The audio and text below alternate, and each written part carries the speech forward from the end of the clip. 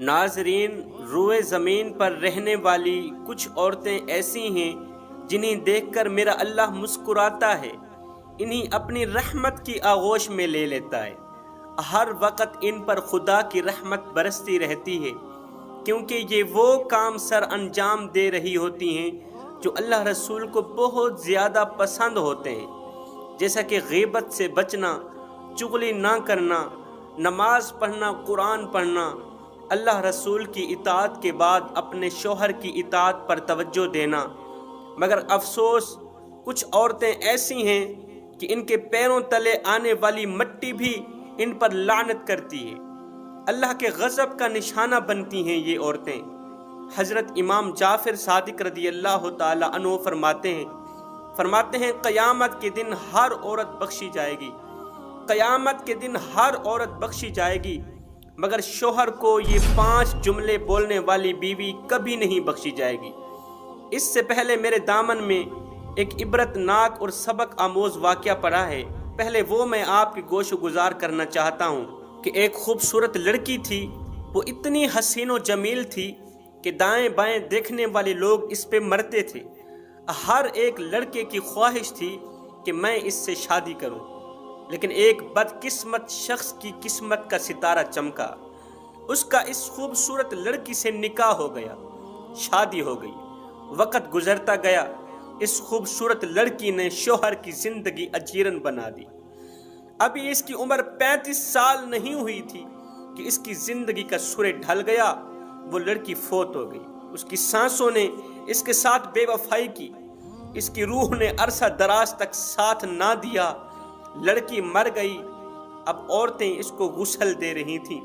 غسل دیتے وقت عورتوں نے دیکھا کہ اس کی خوبصورتی بدصورتی میں بدل گئی، اس کا خوبصورت چہرہ بھیانک جھریوں کا شکار ہونے لگا۔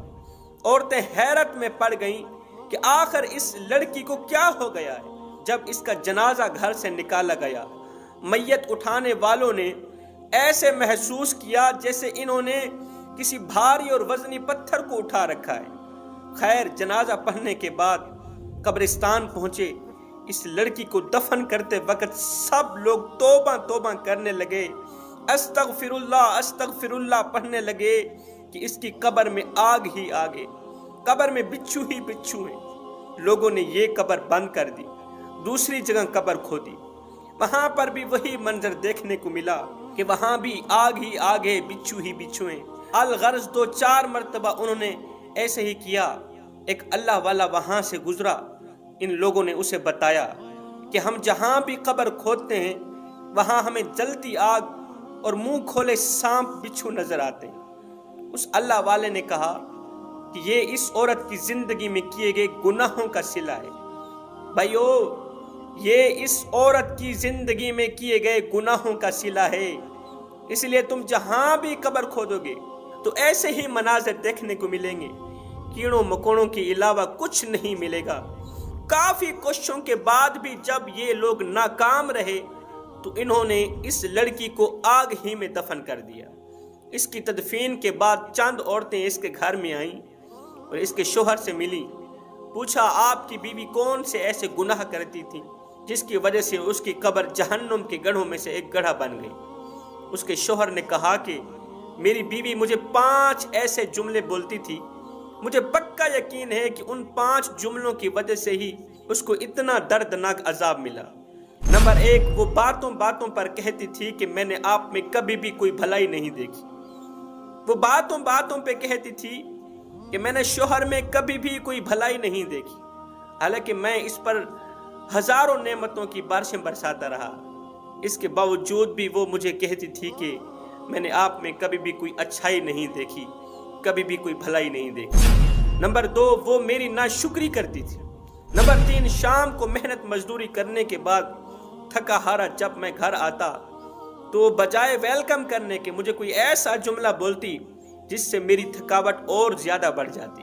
نمبر 4، مجھے ایسا جملہ بولتی جو میری پریشانی کا سبب بنتا۔ نمبر 5، میرے سامنے ایسے الفاظ بولتی جس سے میرے والدین کی توہین ہوتی۔ یہ 5 جملے ایسے ہیں جن کی وجہ سے میری بیوی کی قبر جہنم کے گڑھوں میں سے گڑھا بنی ہوئی تھی، قبر میں جہنم کی آگ جلی ہوئی تھی۔ تو اے اسلام کی مقدس شہزادیوں، اگر تم دنیا و آخرت میں کامیاب ہونا چاہتی ہو تو ان 5 جملوں سے بچے رہنا۔ آمین ثم آمین، وما علینا الا البلاغ المبین۔